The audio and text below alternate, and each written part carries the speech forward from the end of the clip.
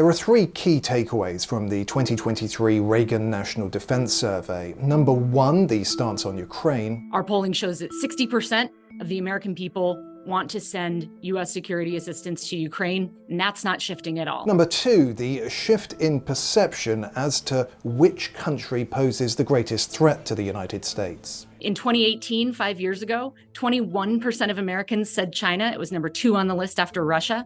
Today, 51% of Americans say China is the country that poses the greatest threat to the U.S. And the third comes in response to overall escalating threats on the world stage. Americans are really supportive of a global U.S. military posture and American leadership in the world more broadly. 2,500 adults were consulted for the survey, which was conducted at the end of October, beginning of November this year, with slight weights applied to ensure the sample accurately reflects the demographic profile of the US population. Kate Batchelder-Odell, editorial board member for the Wall Street Journal, assessed the findings of the survey with a panel which included Rachel Hoff, as well as journalists Tom Bevan and Eugene Daniels. The discussion started with Ukraine. How would you characterize the declining support on the right for Ukraine, and do you think it's possible to get further aid through this year? There is a schism within the Republican Party over Ukraine aid. It has become a big fight now in the Senate. Mitch McConnell is trying to get that aid through, but is facing some resistance from some of his caucus members. Borders matter.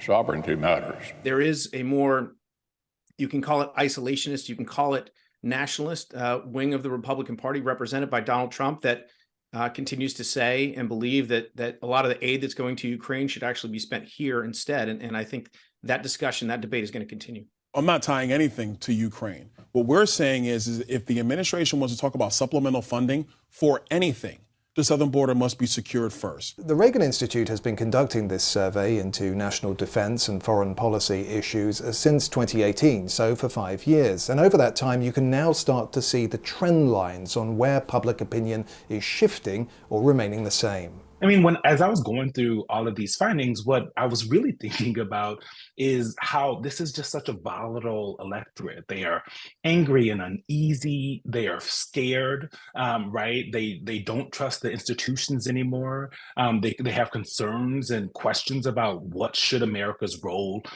within the world be.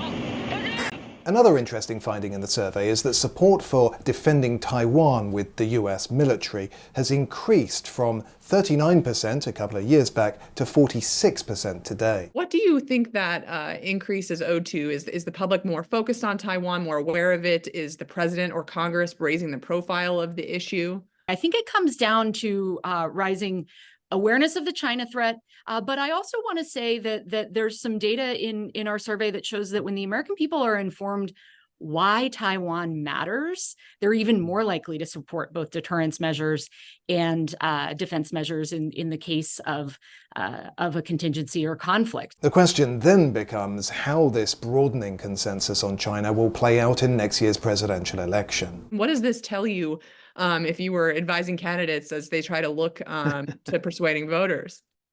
Well, I'm not advising candidates, thank God.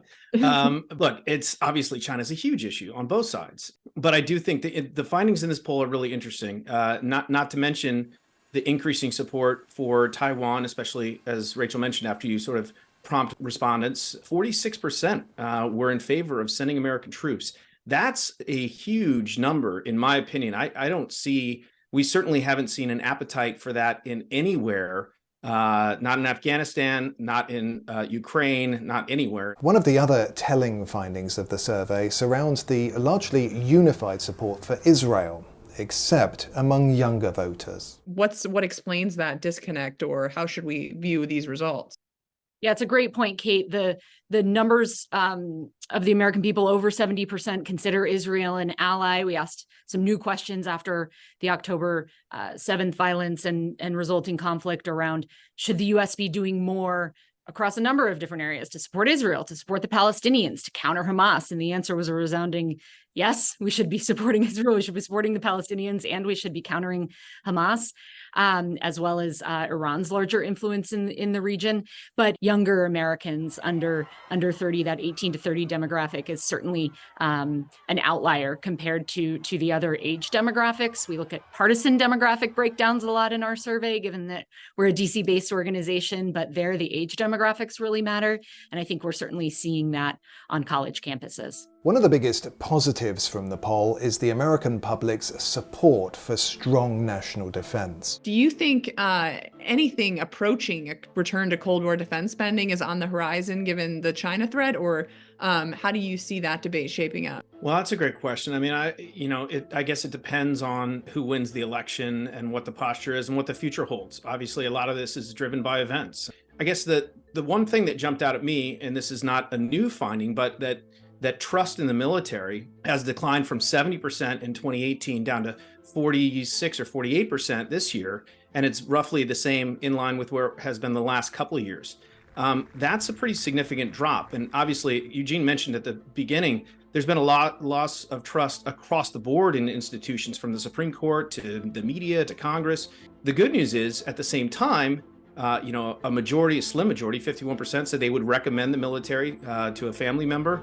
And even better, that the support for military spending has actually increased a couple of points over those same 5 years.